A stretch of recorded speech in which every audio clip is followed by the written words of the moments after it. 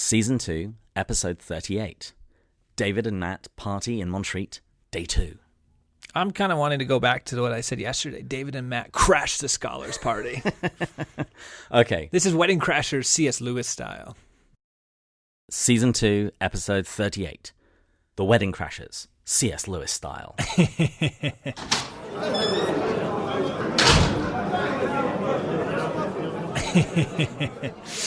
This was another great day, though. I'm exhausted. I am, but I'm not last time. So, listeners, I didn't realize David was going to keep that first stuff in the editing. I just was joking, but we were so tired. I just got into bed, didn't really want to record. I'm like, can I just lay down and record this? So we are much more awake, though, today than we were yesterday. I wouldn't quite say much more, marginally. That's true. But we do have our scotch that I'm really looking forward to drinking. In our plastic glasses. Yeah, plastic glasses. We're drinking the VAT 69. As a reminder, it was the scotch that Lewis typically drank. David confirmed with Douglas Gresham that this is the case, one of the scotches that he would drink. But we also found out that when they got scotch, they would typically hide it because Lewis's brother, Warnie, was an alcoholic. Yes, and we also learned that Douglas Gresham, as a well underage person, would probably steal a drink or two from time to time. So with that in mind, cheers. Cheers.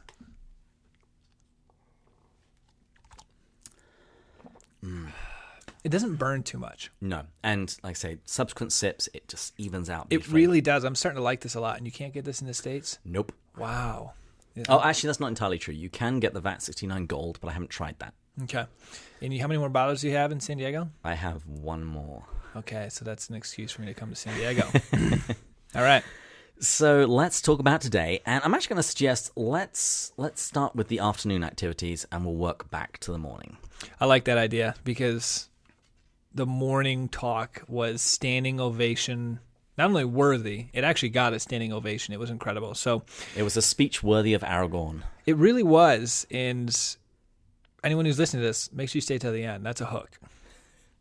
So the last talk that we heard was Hal Poe. He was talking about C.S. Lewis, science and technology, which you might not really think of Lewis as a science and technology guy, but he did actually talk about it a lot in his works, particularly things to do with the abolition of man and that hideous strength, and the relationship with the modern world to not science, but scientism, the idea that science can tell us, is the only arbiter of truth, and can tell us everything.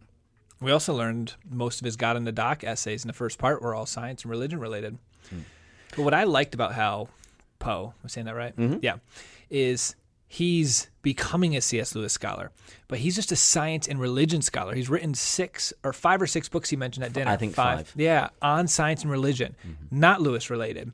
And now he's getting into Lewis, was asked to give this talk. So he knows so much about the relationship between science and religion and then started seeing it in Lewis's work. And so he did a really good job explaining it, being more of an expert on the science itself. My favorite part of the talk was when he started talking about time. And he quoted from Mere Christianity, where Lewis says the idea of God being outside of time, it was first suggested by the theologians, then picked up by the philosophers, and now today by some scientists. So basically the idea that from St. Augustine to Einstein, that God would be outside of time. And this solves a whole load of questions that or maybe not solves them, but at least provides an explanation for a lot of questions that we'd have, particularly with regards to God's foreknowledge and predestination and free will. And free will, yes, exactly. I like that because I had gotten asked that in New York by an atheist. If God has foreknowledge, how do we have free will? And he gave 2 separate answers, but I actually liked how when he said, he used the analogy, and is it in Mere Christianity, of the line on the paper? Yeah. Lewis doesn't quite say this, but I think it drives the point home. If you put your face down on a piece of paper, like you're a schoolboy that's just bored with the lesson, and you draw a line away from you and follow it, that's how we experience time. But God experienced it as though he's looking at the entire page at once. Well, he said, and I don't know if he said, God is the paper. Did he say that? Yeah. No, I do remember him saying that. Or at least he's present in the paper. He's at all points of it, of the time. And so he actually goes, you can't even use the word foreknowledge. It's not foreknowledge. It's just knowledge for God. Because this isn't as if he's in our place and knows what David's going to do going forward. He just knows what David's going to do because he's at all places. Well, it's not so much foreseeing as seeing. Yes. And so I thought that was an interesting little backdoor twist on words that almost get you out of the argument right away. But then there's other ways to get out of it too. But I enjoyed that. Mm-hmm. But then we had dinner with him, and he was sitting right across from us. And during the talk, it was funny because we were all really tired. That was our 5th talk of the day, I think. And he knew we were running out of time, and he had about 8 more pages of his talk to do. So he starts scrolling through his pages and goes, we're going to skip that, we're going to skip that, we're going to skip that. So at dinner, I asked him, so what was one of the big things you didn't talk about? And he said miracles, and how Hume, yes, I'm remembering this right. Good, I was listening.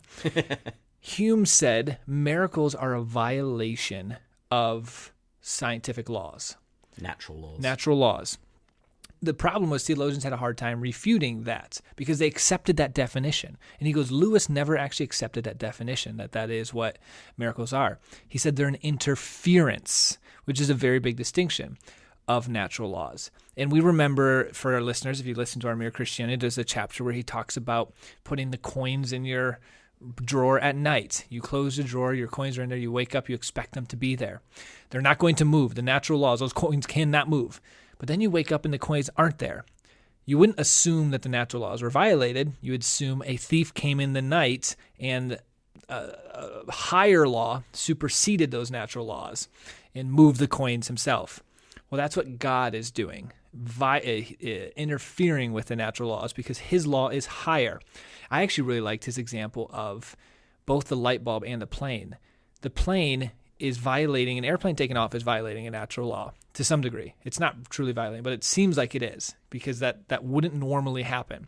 But he goes, really, instead, something going that fast with that aerodynamics is just a higher order law that's trumping gravity in that case.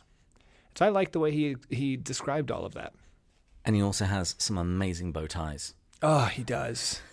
Every time I go to weddings, I wear bow ties. Well, I did in San Diego because it's the perfect place to wear a bow tie. I love bow ties. So that was really fun to chat with him. By the way, that stuff about money in a drawer, I think it's actually from Miracles, not Mere Christianity. There we go. We talked about it, but I could see you bringing it from a different book, and then I just thought it was all the same. It was also fun. I won't explain what we talked about here, but the same thing with Hal Poe. Next to me, across from him, was Don King, who is a scholar in Lewis's poetry, but also teaches a course on Till We Have Faces. So I had a lovely time chatting with him about Till We Have Faces for a little bit, and hopefully we'll get a chance to have him on. I should have just easily dropped and said, don't be surprised if you get an email from me in like a month asking you to be on the show. We're actually already in email contact, so don't worry, that's going to happen. Oh, perfect. But yes, he spoke about Lewis's poetry, because a lot of people only think of Lewis's prose, but when he was a young man, he really wanted to be a great poet, and even after he laid that down, you see his poetry in his prose. And somebody else that we got to meet is Kat Coffin, and I only know her through Twitter, and she loves Lewis, and we occasionally have a little bit of sparring matches and our differing opinions. Which we learned today, as we're going to talk about later. Remember this term? Maybe she's a dyad to you. Maybe she is. She's stretching you. That'll make sense in about 10 minutes. But she tweeted this. Dr. King believes that 3 sonnets Lewis wrote towards the end of Joy's life may have been in response to her poetry. He may have read those smutty, wonderful sonnets. We can't prove it, of course, but I sure hope he read them. Yeah, there's a question of whether Lewis had read Joy's sonnets. Joy, if maybe there's a new listener, but Joy, we don't assume, is his wife at the end of his life. And Paddy Callahan has written a novelization called Becoming Mrs. Lewis, and in it she speaks about Joy giving Lewis all of these sonnets that she had written over the course of her life in a folder labeled Courage, and supposes in the book that she gives them to Lewis. We don't have conclusive proof of that. It's been suggested, and in that talk, Dr. King offers some of that evidence. Yeah. And then before Dr. King... Sorry, I went out the cough. You gotta just accept these, David. No. Oh, actually, just checking the schedule, we missed one. Dr. Jerry Root gave a talk on the surprising imagination of C.S. Lewis. That one was really rich. He drew from all across Lewis's corpus, and including a bunch of stuff I haven't read.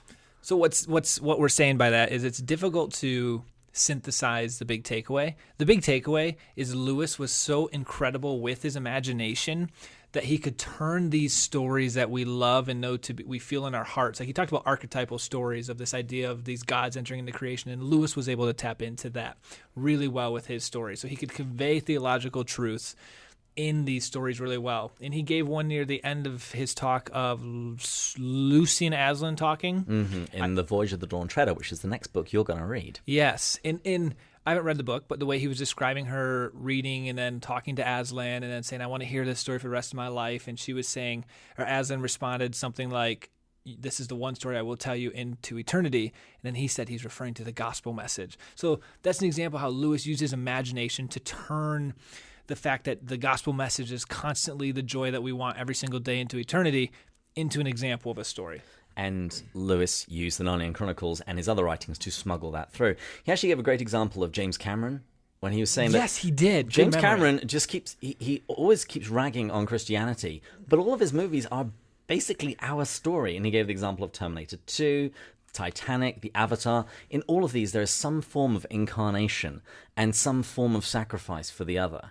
And on the Titanic, it's even kind of funny because it's rather on the nose. You have Jack at the front of the boat in a cruciform position shouting, I'm king of the world. Yes. But then I thought the subtle details, too, of that where... what's Kate Winslet's name in it? Rose. Okay.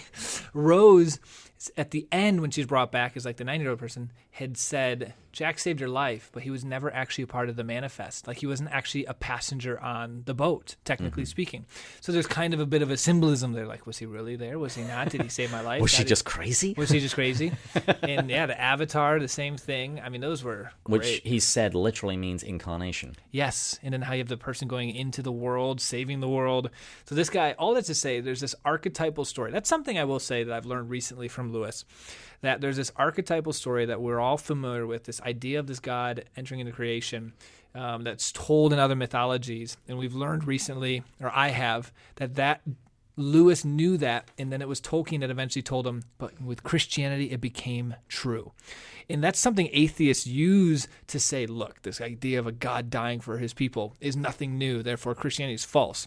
Chesterton, Tolkien, all agree, no, that's evidence that it's true. If this is something that really happened, this would be on the hearts of the created beings, and some would get it more right than others, and one would get it fully right.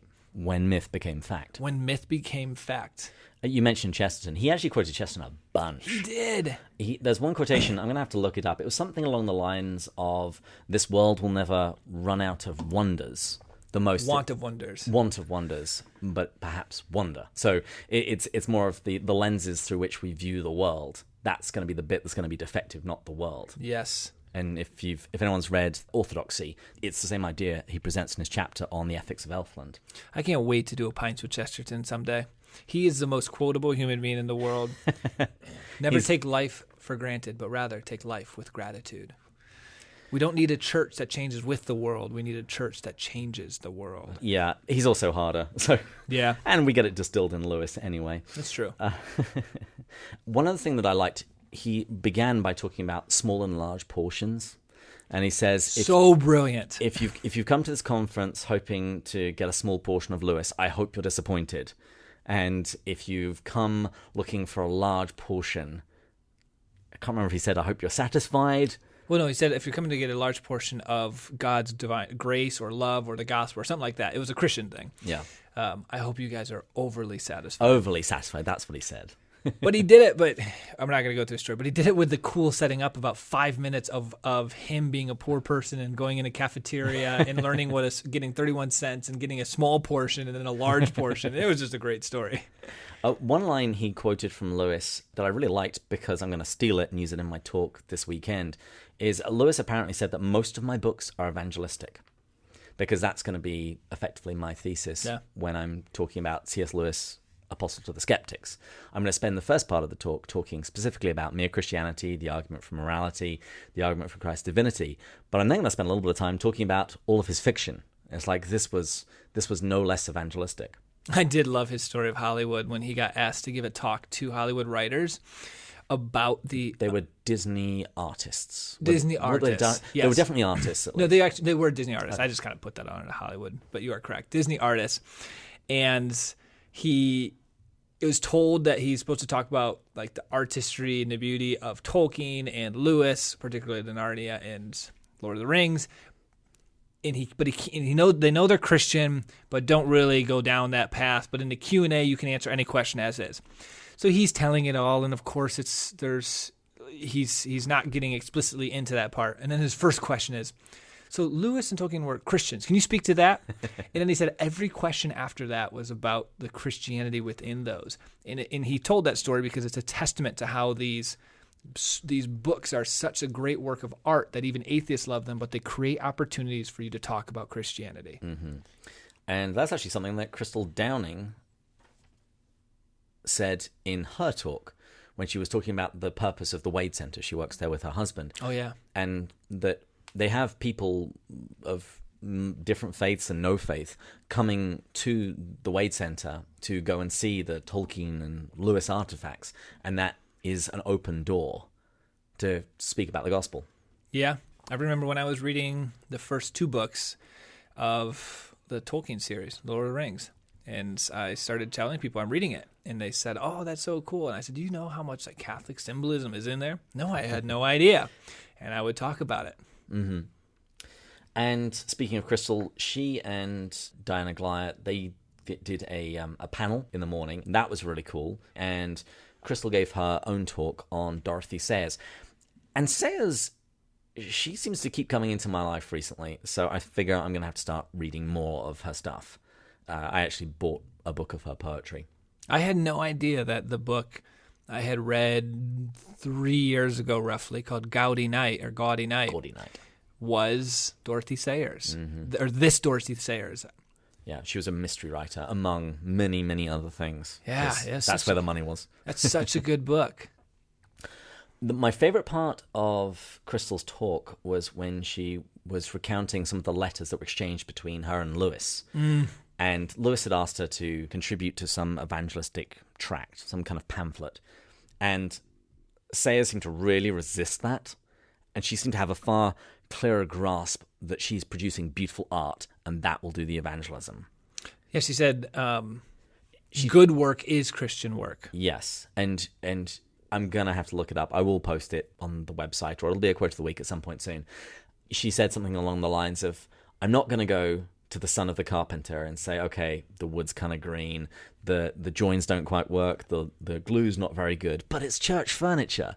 As though simply because something is for a Christian use, it's okay to make it terrible. I mean, how often do we think about that in terms of movies? It's like, oh, it was a pretty terrible movie, the acting wasn't very good, the soundtrack was bad, but it's a Christian movie. That's why... I won't go down that path. Never mind. Every listener's now like, what is he about to say?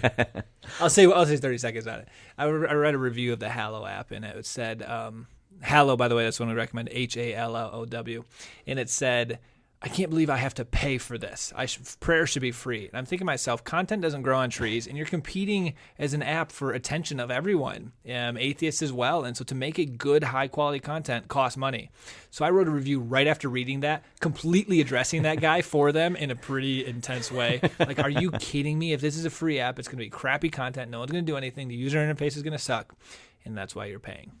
And also, prayer is free. But if you wanted to read a really good book on prayer, say The Imitation of Christ by Thomas à Kempis, are you naturally going to expect that and every other book on prayer to be free? Yeah. No, somebody spends some time and effort into this to make it something really good. Yeah, these people gave up their full-time jobs making really good salaries, because I know them all, in consulting and banking, to make this app. As St. Paul would say, the worker deserves his wage. Mm-hmm. Bonkers. Anyway, that rant aside, let's talk about the first talk of the day, and it was just so good. We should also preface this with our dinner conversation with her. Well, we mentioned in the previous episode that we were instructed that we had to be front and center. I forgot we mentioned that. Yeah, we had to be front and center because Matt had bombarded her with so many questions. He then said, I don't think I need to go to your talk tomorrow. She said, oh, yes, you do, and you got to be front and center. So I took a picture from our seat and tagged her on Facebook so she knows that we were there, just in case she was looking over our heads in the back. Oh, I was making some smiley eye contact with her. That sounded really creepy. Start flirting with everyone, Matt. That sounded really creepy. So her talk, it was about Lewis, Tolkien, and the Inklings. Oh. And she basically retold, particularly Tolkien's story and his relationship with Lewis. And it was peppered full of just some wonderful, crazy facts. Like Tolkien had learnt 10 languages before the age of 20 and invented 4. And then she made sure it was very clear. Not just words and vocab that you can throw in. Full, speak-worthy, grammar, regional dialect languages. And that there are even conferences where people will go and discuss these things in those languages. Now, the way she said it, though, is conferences about Tolkien's language where they present on his language in his language. Nerd alert. David got a few chuckles when he said it out loud. Yeah. And how, because Tolkien, he worked on several entries in the Oxford English Dictionary. And so whenever he was in an argument with somebody about the definition of a word, he would say, stop. I wrote the Oxford English Dictionary. Yeah. I know what I'm talking about. Yeah, in fact, I wrote that word's definition. But she talked about the similarities between Lewis and Tolkien and also their differences, and particularly in their journey to faith. She read De Profundis, which is one of Lewis's poems that's just brutal. I wrote that down. Let us curse God before we die. Ooh. Which is interesting, though, because this was before he was a Christian. And he's mentioned, even before he was a Christian, he was somewhat inconsistent with his beliefs because he didn't believe in God, yet was very angry with God for not existing. Yes, and you saw that in this poem. Now I get it. I mean, holy cow. And she went through some of these similarities and differences. And what was quite funny is with some of these, I couldn't help but think of the two of us, of Daniel and Phil on their podcast, that there naturally does seem to be in these kinds of ventures a pairing of people with some similarities, but also some very distinct differences. So, for example, Tolkien took great care in his appearance, whereas we're readily told that Lewis looked kind of like a scruffy farmer. He dressed like a student. Yep. And this morning, this is one of the perks. Tolkien was skinny. Yeah, Tolkien was skinny. Fat. Well, he was stout. Yeah. He was stout.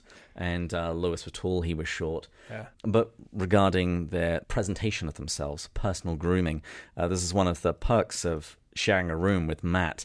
I get to see our different grooming techniques. Do you have any grooming techniques? No, I'm absolutely Lewis. It's like I went into the shower, I washed my hair. It'll do its own thing. Just to be clear, so people don't think, Mike, I don't have many grooming techniques here. Sure. I've put enough of a suggestion in there. Everyone else can just fill in whatever they think is amusing. I did enjoy, though, when they talked about Lewis's very boisterous personality. Mm-hmm. Very booming voice.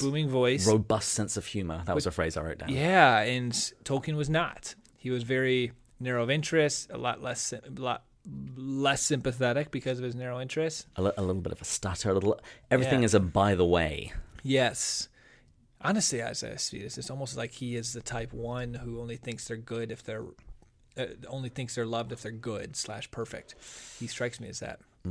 If you haven't guessed, Matt has recently done some study on Enneagram. So I'm going to talk about that in another episode. He's trying to categorize everybody. Yeah, I'm going to talk about that because it was from the quarterly retreat that you guys have heard me talk about once a quarter. It was great stuff. Now, in the second part of Diana's talk, it was all about their collaboration. Talk about when they met. Oh, good point. Yes. First of all, I said that like a little child. David, can we talk about when they met? Yes, Matthew, we can. Oh, thanks, Dad.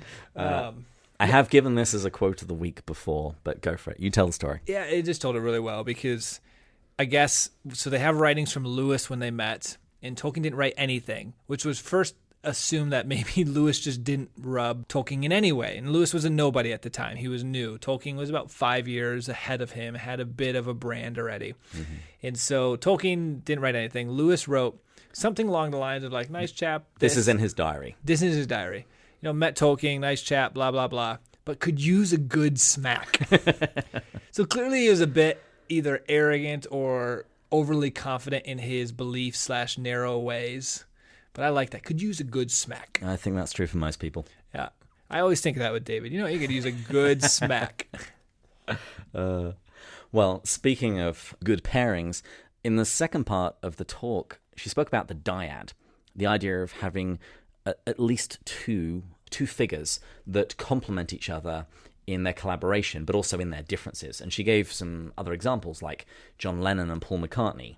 Steve Jobs, the Wozniak guy. The Wright brothers, and even some fictional ones like Holmes and Watson. Yes.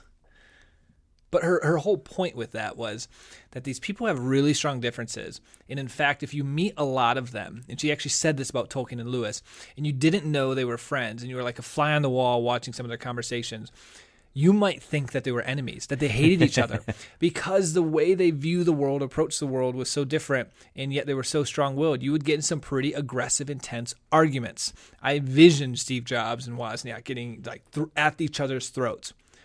But because you respect the other person's intelligence, it's like, I know they're just seeing the world differently from me, and there's a lot of truth in what they're seeing, and us together is a better dynamic duel than just my more narrow view, which is still probably right, but just partially right. And Lewis even says in The Four Loves that close friends, it's not necessarily that they have to agree about the same thing, but they value the same thing. Yes.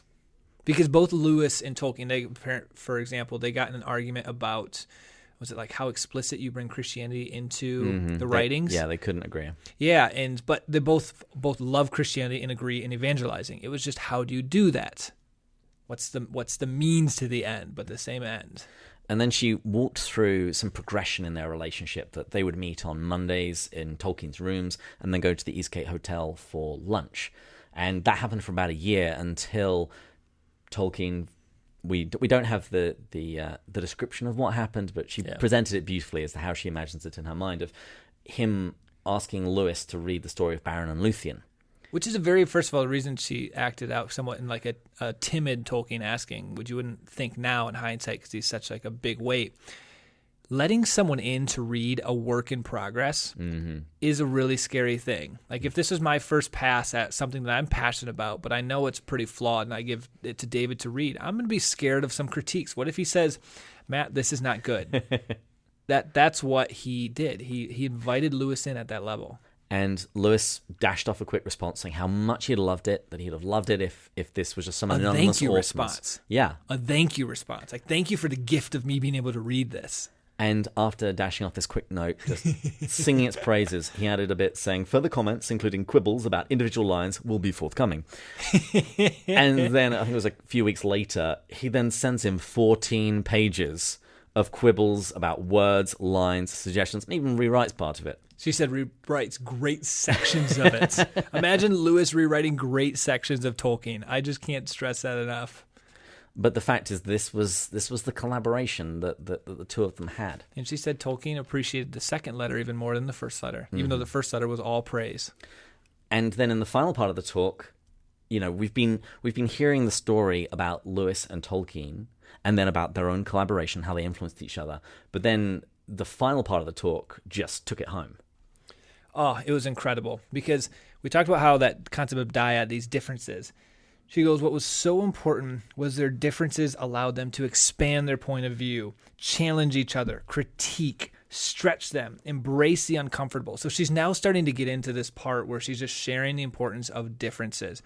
And it's starting to inspire you, and you're not expecting this. And then she connects it to Tolkien, the Fellowship of the Ring, and talks about, look how different the individuals in the Fellowship were. You've got Gandalf, and she had an image up first of all, so you've got this image that was really iconic. And I would describe it as like an Eastern Orthodox icon in terms of the figures are quite stark, and because they're stark, you see their real differences. Yes, the stark is a great word. So you've got Gandalf standing way above everyone. You've got the hobbits that are small. You've got the dwarf that looks different. You can see Aragorn and Legolas setting apart, and you realize how greatly diverse the Fellowship of the Ring really was, which is a testament to Tolkien on his celebration of diversity.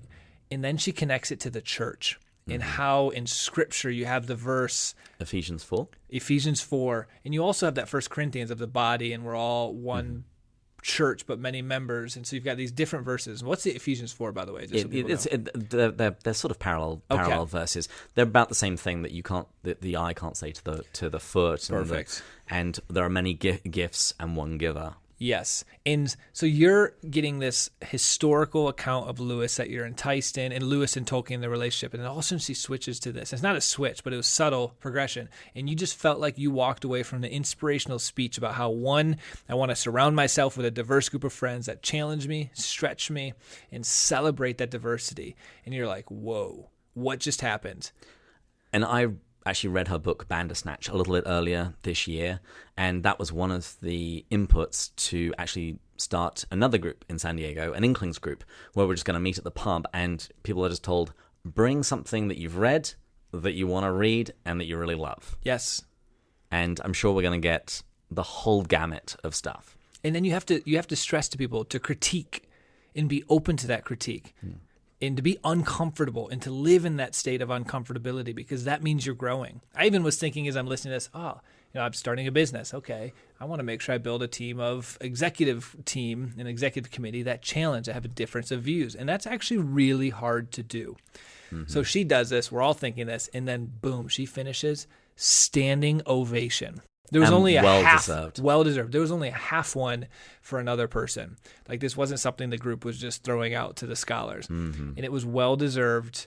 And, it was amazing. We are getting her on the show, needless to say. We both really enjoyed that. So then David, don't let anyone tell you David's just a cold-hearted human being.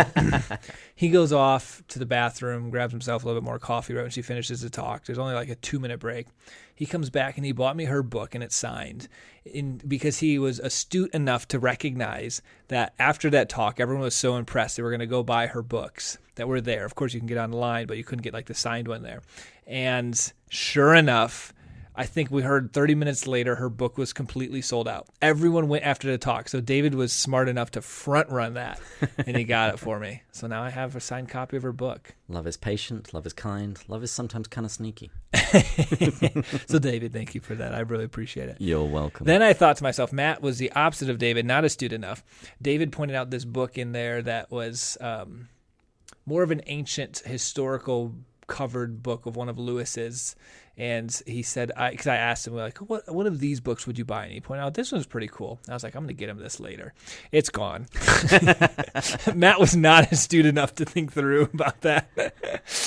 And so I was like, I didn't think many people were going to buy these things, but I forgot you've got the most passionate fans all in one place. And sure enough, half the book's already sold out. A lot of nerds. The signed Lewis copy of Screwtape Letters that was $6,000 is no longer in there.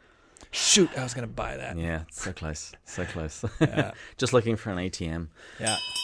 Well, that was day 2. We've actually got one more talk, which is happening in about 2 minutes with Douglas Gresham, talking about the adaptation of Lewis's works to the silver screen.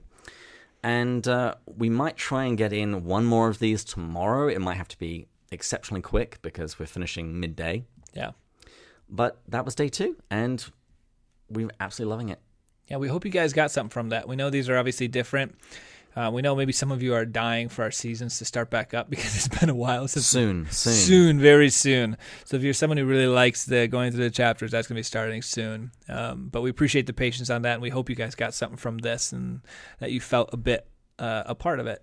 Yes, and hopefully come and join us at a conference soon, because I've been giving out stickers and coasters left, right, and center.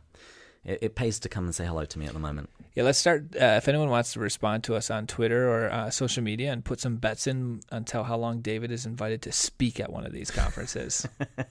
Nah. I give it 2 years. I don't know. It's not going to happen. I'm going to be too busy on this podcast. I've got too much other stuff to do. Well, it'll be different because you can tell everyone here, first of all, has been scholars for my goodness, 20, 30 years. So yeah, I feel so dumb. Yeah, so do I. But I'd imagine that they got 10 spots. They want to say Lewis being brought to the modern age. That would be the talk that you give. And it would just, you don't need 20 years of... They should just have a different track, like a kiddies pool. Don't sell yourself short, David. You're a tremendous slouch. Thank you so much. Do you know what that movie that's from? No. Caddyshack. Oh, God, my goodness, I haven't seen that in years. Yeah, anyways. Of all them, you see so few movies. Okay, that is a great movie. That's the one you see. Your Honor. Okay.